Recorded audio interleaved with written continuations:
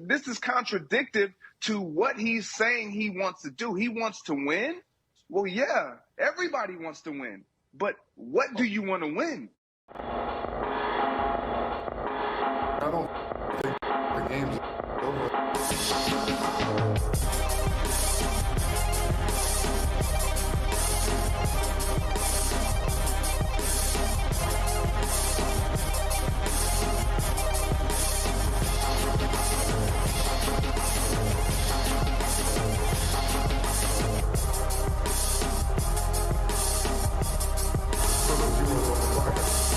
Welcome in to Triple Zeros, the anti-hot take sports show. I'm your host, Josh Buckhalter. Follow me on Twitter at JoshGBuck. Hit up the Facebook page, Clocker Sports, website, clockersports.com. Email address, clockersports@gmail.com. And, of course, you can follow the show on Facebook and Twitter at 3zerospod. That's the number 3 zeros and pod. And that voice that you heard to start the show was the voice of one former NFL wide receiver, Greg Jennings, sharing his opinions, voicing his grievances, I guess, airing his grievances of a former teammate, one that's been in the news an awful lot lately, and we'll talk about that in a second. But first, we got to get to some other things, and, before we get to any of that, I got to tell you to like, subscribe, share, rate, review, all the good stuff to get the word out there about the show. 000 is available on all platforms. Make sure you tell your friends.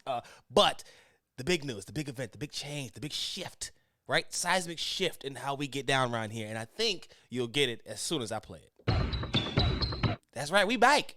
That's right. NBA is back leading off the show as the NFL has headed into hibernation. Not really, because the Combine's a couple weeks away. We'll be heading into free agency not too long after that. And, of course, we still have all the other happenings that are going on around the league in the meantime and between time. However, the NBA is now king, and it is running the show. And, therefore, we are kicking off our show with some NBA talk. And I just want to tell you right here, right now, the Chicago Bulls are a really good team, even though they've been less than full strength the majority of the year.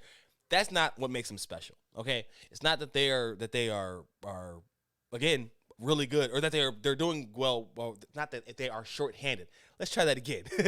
It's not that they are shorthanded that makes them special, because every team has been pretty much shorthanded throughout the season, and they've gone through it at least for a long stretch. What makes them special is that they're not only surpassing expectations, but they are surpassing expectations for them once they have suffered those setbacks. So even without guys, when people are adjusting what their expectations are for the Bulls, they're still meeting and exceeding those on a nightly basis. They just beat the Atlanta Hawks 112-108, and while the game is very close for the Hawks team that's been struggling, they're currently the 10 seed at 28-31. The Bulls sitting up atop the East, barely snuck by, and really did it by the grace of Atlanta missing a lot of three-pointers and free throws uncharacteristically, and had some turnovers that were costly as well. But the point of the matter is, you win, right?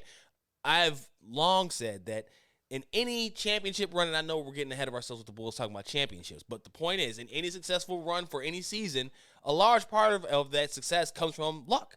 And luck is really just misfortune for the other team, right? Mistakes by the other team, mishappenings against the other team, things of that nature. That's what that was. And we can talk about the Hawks not being good this year. What they really are is inconsistent. They are a really good offense and a sometimey defense, and it's really rarely enough timey, right? So while the Bulls have, they won that game closely, and the Hawks are bad, this is a team that we reached the Eastern Conference Finals last year. 2 games away from reaching the NBA Finals last year, right? And maybe even a Trae Young injury away from coming back from down that deficit. So who knows? The fact of the matter is, though, the Bulls pulled out the victory. And another thing that I say a lot is that the sign of a good team, of great teams, is winning the games that you're supposed to win. And that's not been the case for the Hawks far too often this season. For the Bulls, though, it seems like they figured out a way to manage the injuries and still play their aggressive style of defense, even if it's not as successful as it was when Ball and Caruso are both healthy. They're still able to get pressure on teams. Ayo DeSumo just does work on Trae Young. I don't know what happened to them if Trae and Ayo passed each other in college. I don't think so. No, Trae been in the league too long for that. So I'm not even sure what Ayo's beef is with Trae Young, but he's guarded him more than anybody, and he has really hurt Trae Young's performance when he's been on the floor. Trae was like 20-something% from the floor and over his life from 3, 14 points. He had 10 assists. I guess the best way to put it would be, as elated as I am for the Bulls, is as confused, frustrated, perplexed I am by the Hawks and how, again, inconsistent they are from not only night to night, but even quarter to quarter and sometimes possession to possession. I wrote for Soaring Down South that'll be coming out on Saturday morning about how DeAndre Hunter's defense hasn't been as good. And I use the example of DeMar DeRozan, and in the piece, I explained, listen, DeMar DeRozan gives buckets to everybody. He gives buckets to everybody. That's just what he does. But that can't cloud the way that we're viewing Hunter's performance in that game, in which he was credited with giving up 18 points. Now, when I went back and watched the film, you see Hunter being DeRozan's primary defender about 6 of those times. And for 13 points. But they credit him for 18, and I don't have a problem with it because it just wasn't good. And it's not just – there were like 2 makes by DeRozan that were just against good defense. But other than that, you had Hunter, getting caught up in screens.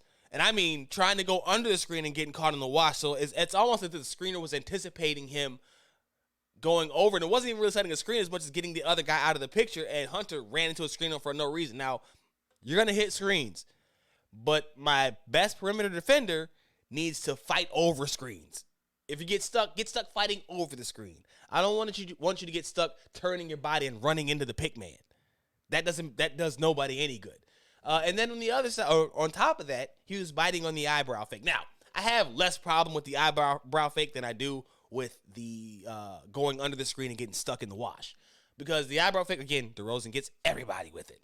I will say that there were 2, I think he might have did one more, but I know for a fact there were 2 where he just slowly gave him the up and under move, didn't even leave his feet, never even really kind of looked like he was going for an actual shot, and Hunter just went up so quick, and it's tough because you want to hold him to this high standard, but you have to remember who he's going up against. And in that piece, I also explained how Hunter is drawing the toughest assignment.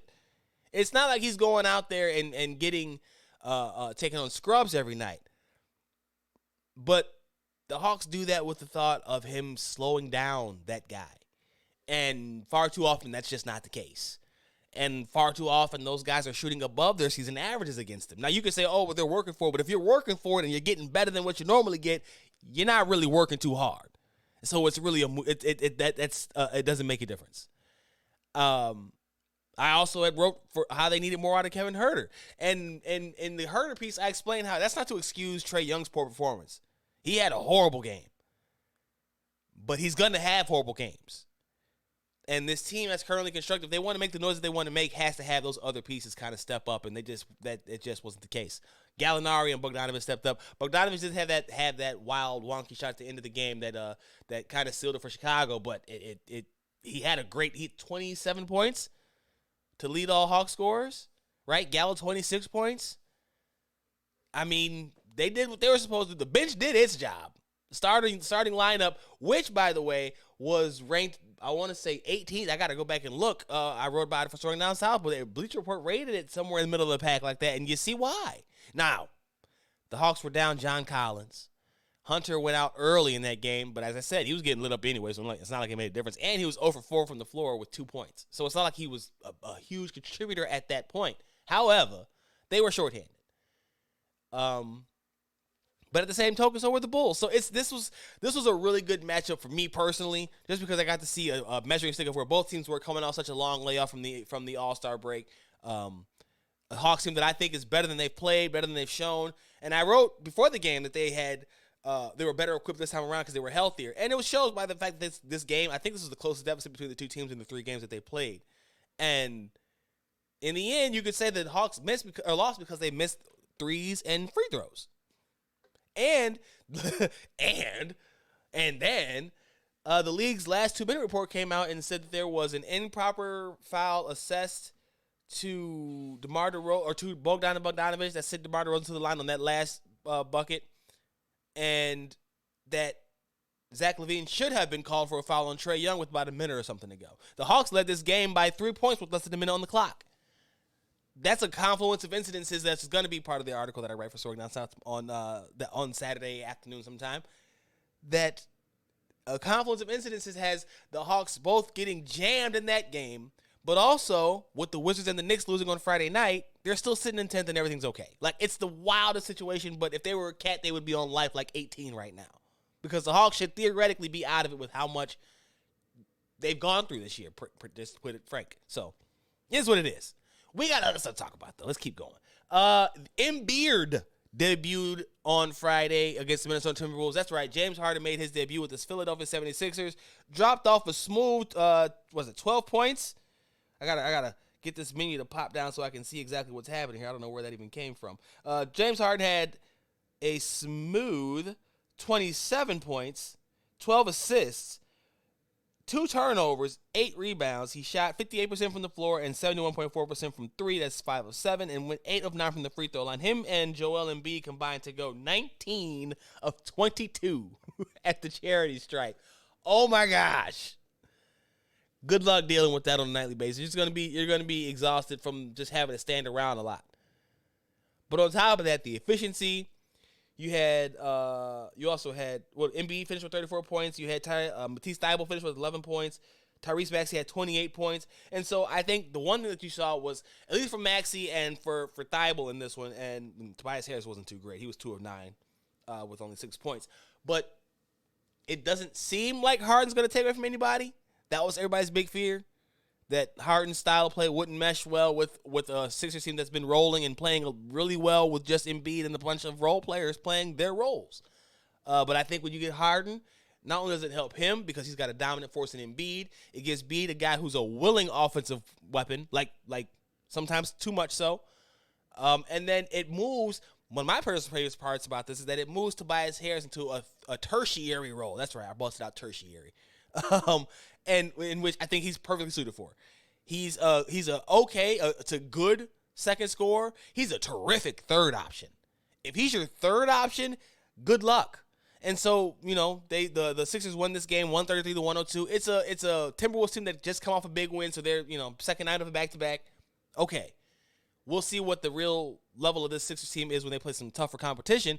But that's about as good of a showing as you could ask for if you're Harden, if you're the Sixers. Daryl Morey, who I've given a lot of flack for, and leading up to that trade gave a lot of flack for just assuming that he was going to let it go by, the opportunity go by. He did not. So hats off to him. Can't take the hat off right now. I need a haircut. But the hypothetical hat off to him, right? The gesture is still there. Good job, Daryl Morey, for not resting on your laurels and seizing the opportunity. It is weird, though. On the other side, you have Ben Simmons, who's supposedly close, but not as close as Kevin Durant, who's I think I read that he's close, and I'm not even going to say I think, because I remember Steve Nash was on record saying that he expects KD to play on Monday. We'll see if that actually happens, but that is the expectation for KD right now. Simmons is still a little bit ways off. He's been out for 10 months. There's no way that he's going to come back right now and just play ball. So that's fine. The kicker here is that New York is on the verge of lifting their mask mandates, and their vaccination, all of that stuff is going up. Long story short, Brother Sunflower, Kyrie, Kai, Brother Kai, is on the crash course to make himself back, bring himself back to a full-time player. And listen, you can talk about it all you want to talk about it. The man stuck to his guns, and it looks like it's going to all work out for him. And potentially the Nets if he is as locked in as he can be once he comes back. Him, Simmons, and KD, I think is a perfect match. And honestly, I just hope we find a way to get them in the later rounds. I don't want to see them early.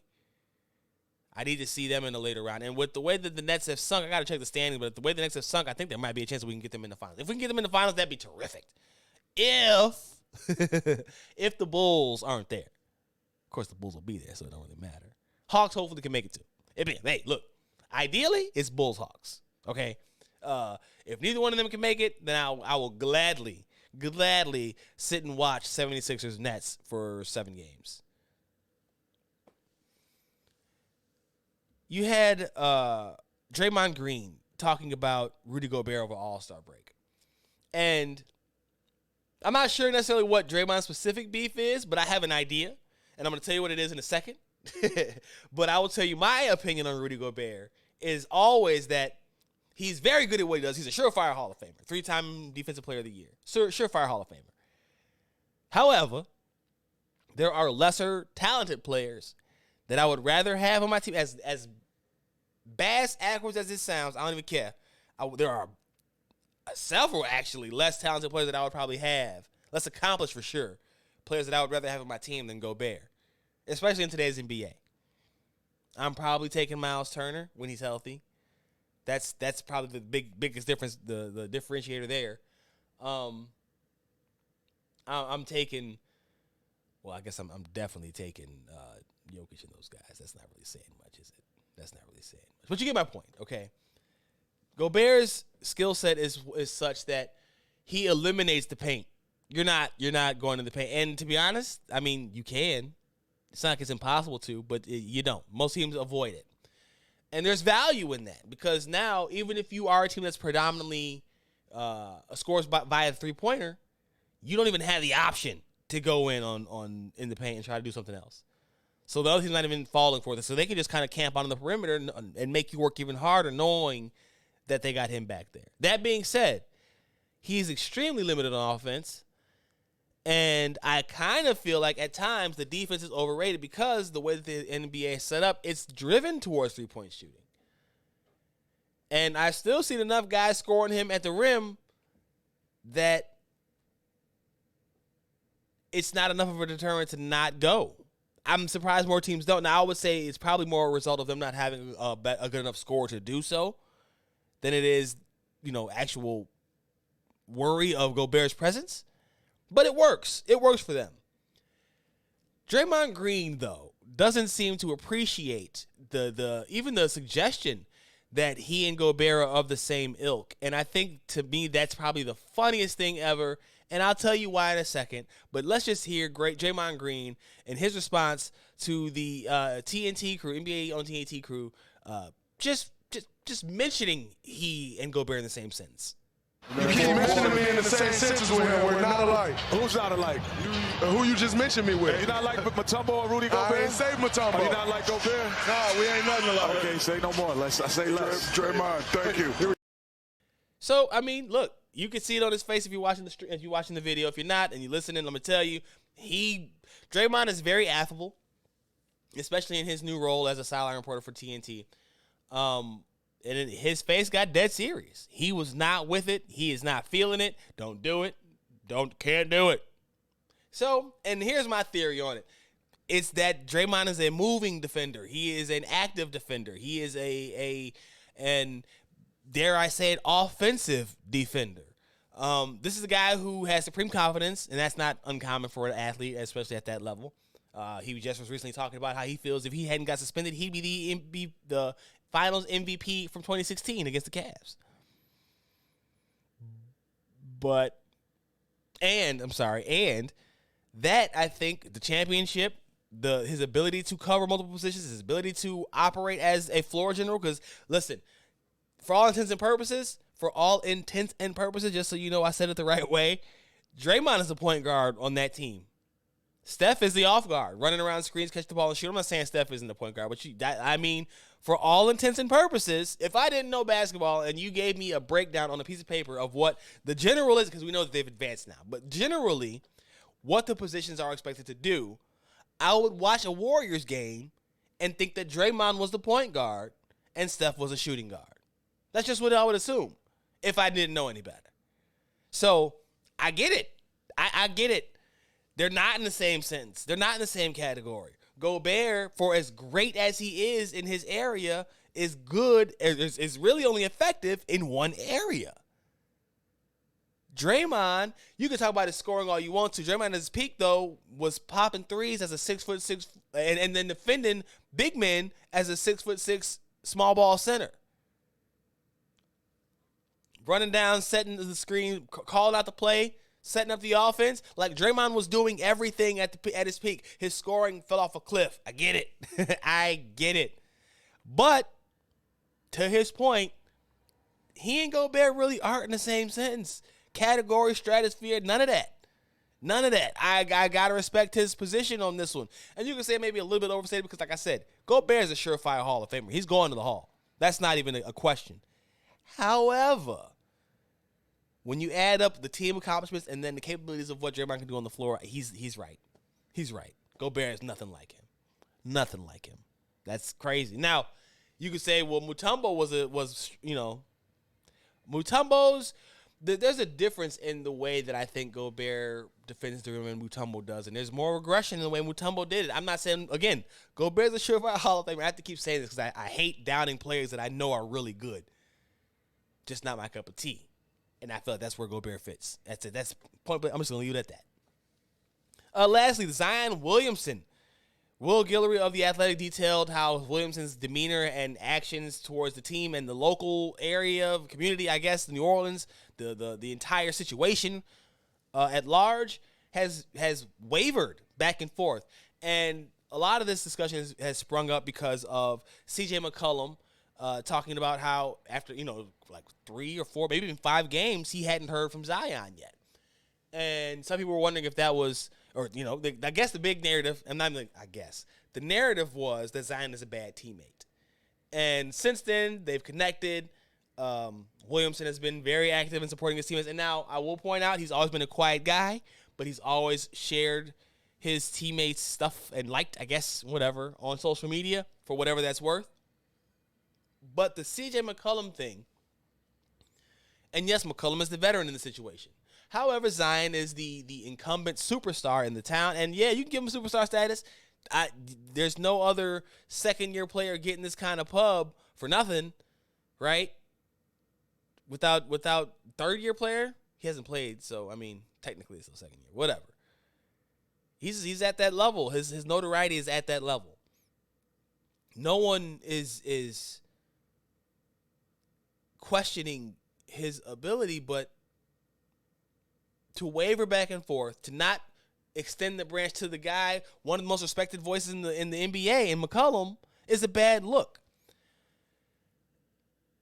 My biggest issue is not even that he doesn't want to be in New Orleans, despite whatever they do.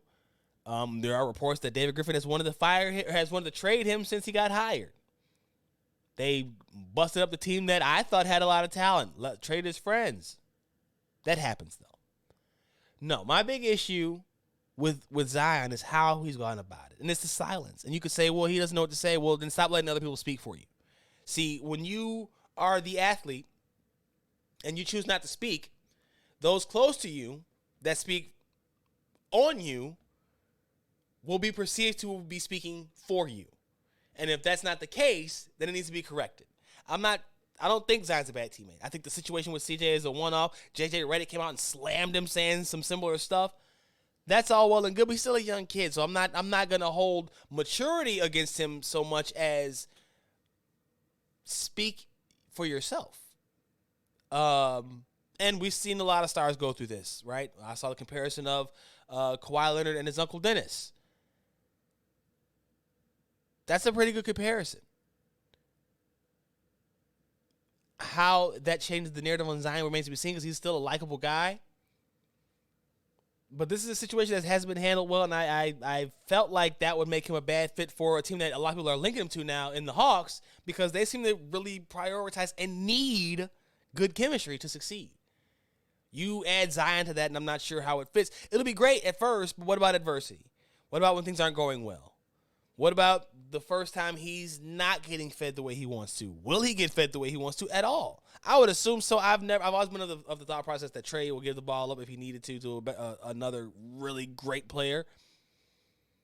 We'll see. We'd have to see. But there are enough questions for me to just say, you know what? As great as he is, when he's healthy, he's not healthy enough, plus all the other baggage to warrant making this move. That was just my take on it. And I know I'm probably in a minority on that because I know Zion, like I said, he's got a big fan base. Just not here. Just not here. And that's unfortunate because I do think he's talented. I just wish we could count on him a little bit more to be able to see that on a regular basis. Switching gears. Russell Wilson is the Kyler Murray of Aaron Rodgers's. Russell Wilson, Seattle Seahawks quarterback, has scrubbed his social media of Seahawks references. That is a nod to Kyler Murray, who is just a nod to Aaron Rodgers as one of the moodiest, double-talking, we don't know. And listen, I fully expect this to be the case. But quarterback conversation and discourse has already taken over quarterback conversation has already taken, how did I say that? Quarterback talk has already overtaken the conversation. Already. Deshaun Watson's in the news. You got Derek Carr extension. You got people wondering what Dak Prescott's ceiling is and if they need to bust that team up a little bit, right? You got questions about where's Jimmy Garoppolo going to go? What's going to happen in Pittsburgh without Ben Roethlisberger? So much going on. And here you have Russ going in social media, just like Kyler did. Kyler came out and said that he, hey, I'm being made to look like a bad guy. Rodgers has come out and said, hey, they're coming to make me look like a bad guy. Russ is not the kind to play victim, but he's also not the kind to come out and smooth it over. Russ will just let this sit. Russ will let this marinate. And we saw it last offseason. We're going to see it again this offseason. And to be fair to him, they should have moved him last year. You didn't improve. You got some pieces. I believe they added the center from Oakland. But, no, he ended up in Arizona. Who did they add? They added somebody from Oakland. I forget who the guard I'm going to say. Anyway, moving right along. Gabe Jackson. Anyway, moving right along. You didn't do enough.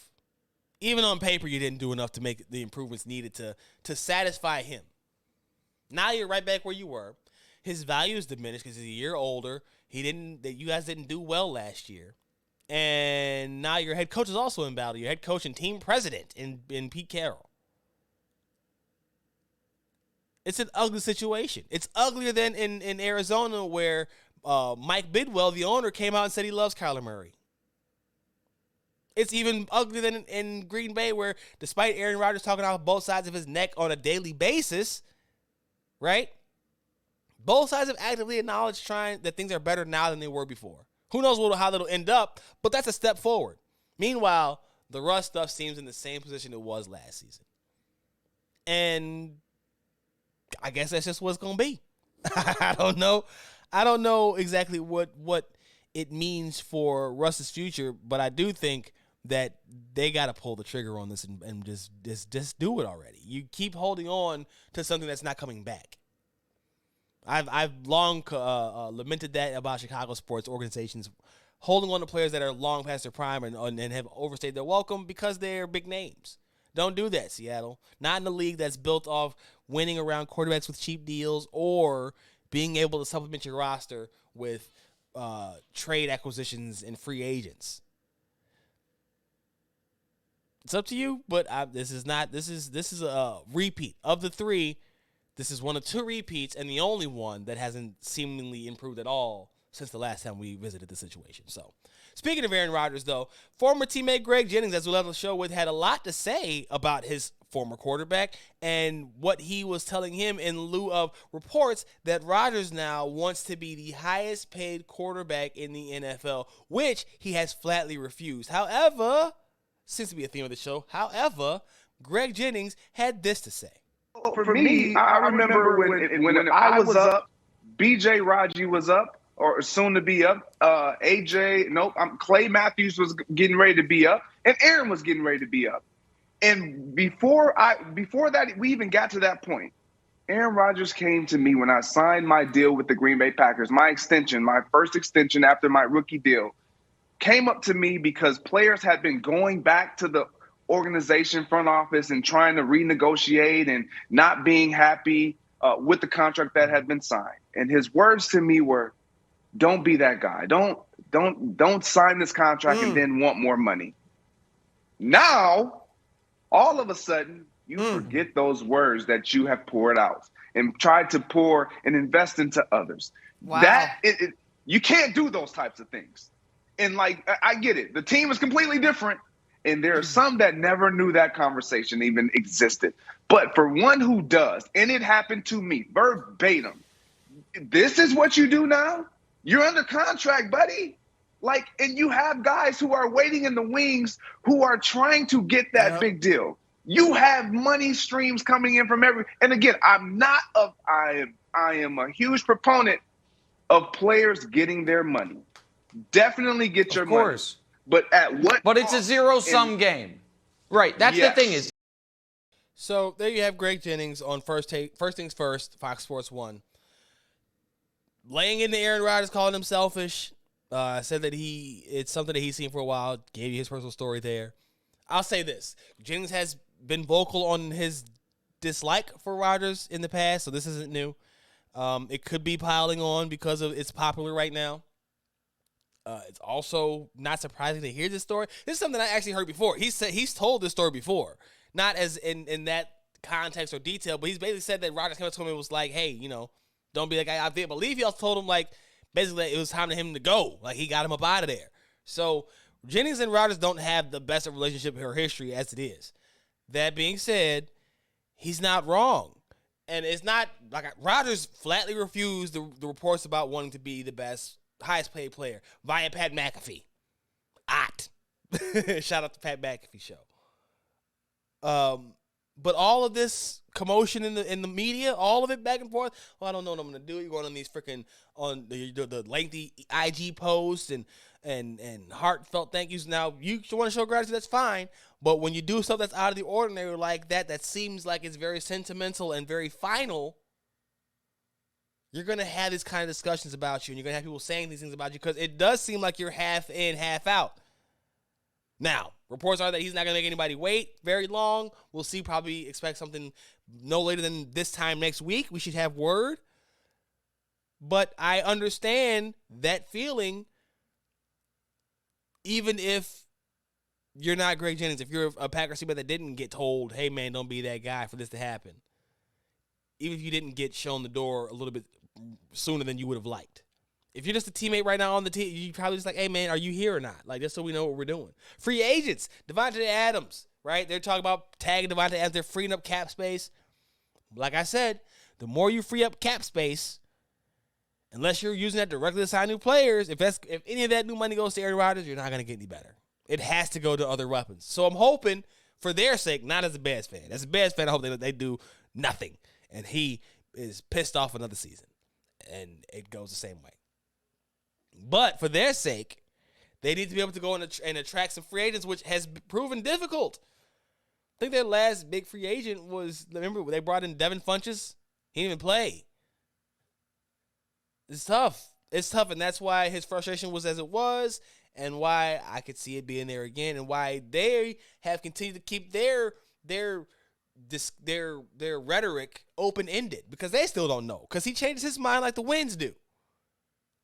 It's a slippery slope when you get to this point in your career and start trying to now control your narrative. For so long, Rodgers was just cool with letting it be. Now he's taking it by the reins, and it's a little tougher.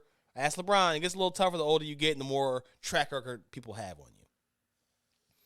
Matt Nagy has landed back on his feet in the NFL. He is now in Kansas City, returning to his old post as the quarterback's coach, and has now added assistant or senior assistant to his resume. I will say this about that. Quarterback's coach? Nick Foles won an MVP elsewhere. Came here, looked like trash. Andy Dalton was respectable as a backup. Came here, looked garbage. Mitch Trubisky left here, came back, cut us up. Justin Fields got beat up. 9 sacks in his first game. You started a right tackle who hadn't even practiced all week in another game. Okay? That's 4 guys.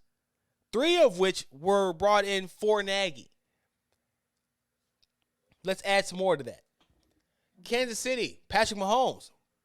Arguably the best quarterback in the NFL, at least raw talent-wise. And if not one, he's top 2 with Josh Allen.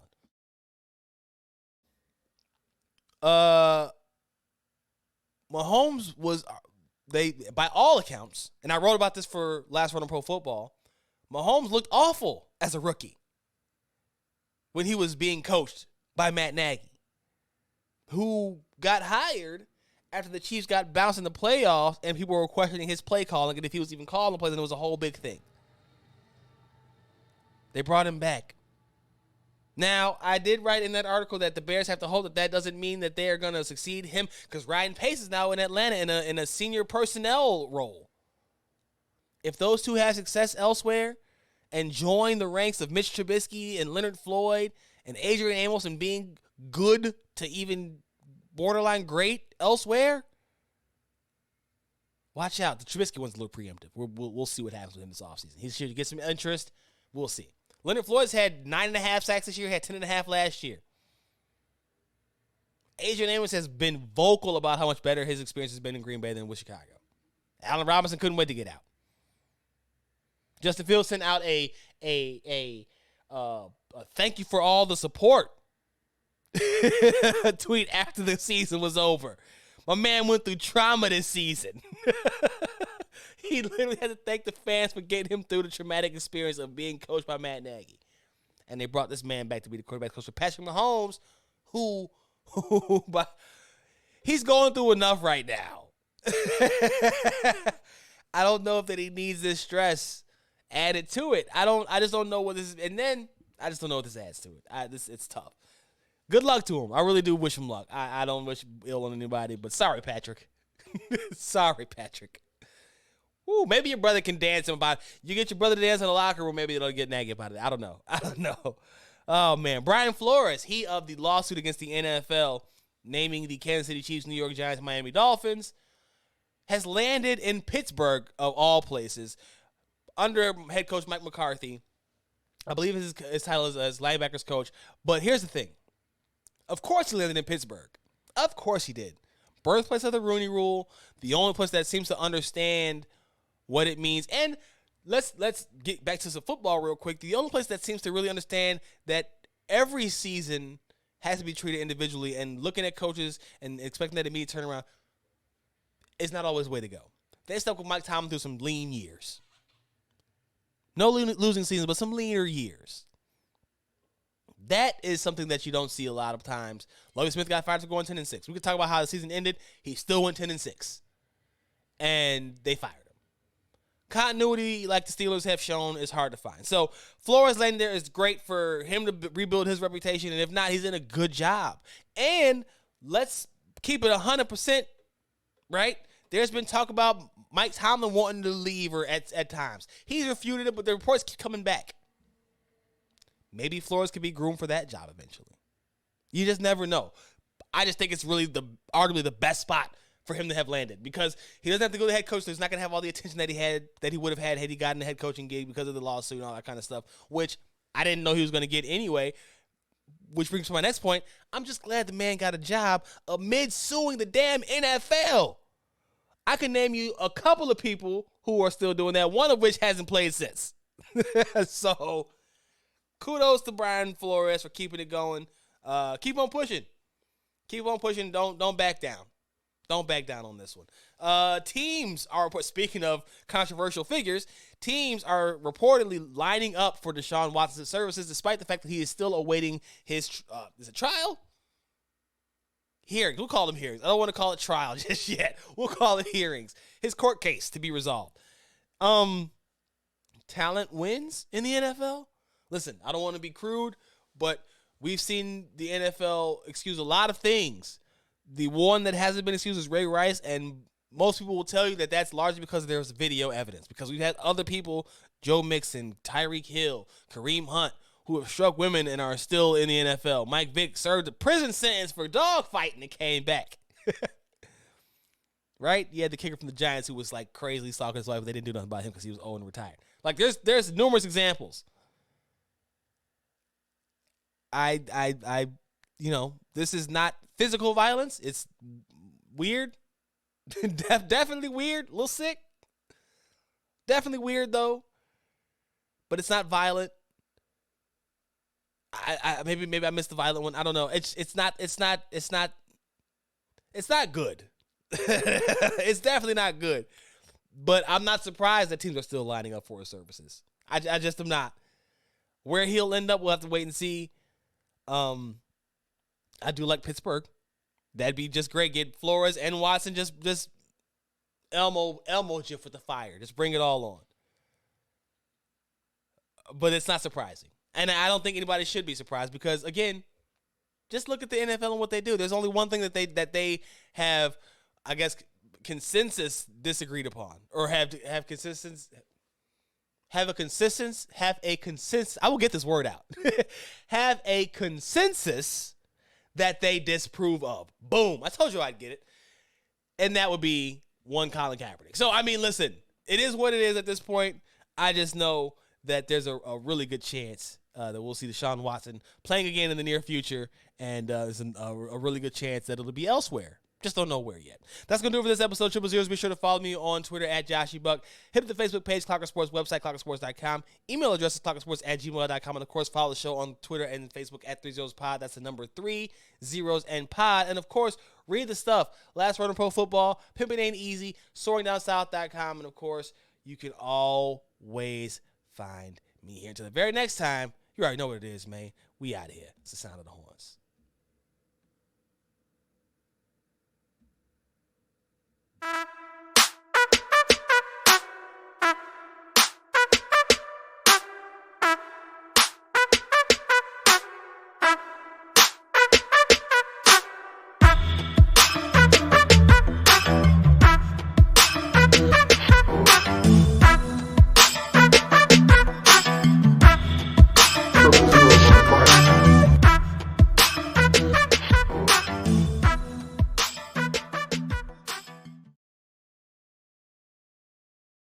You keep mentioning me in the same sentence with him. We're not alike.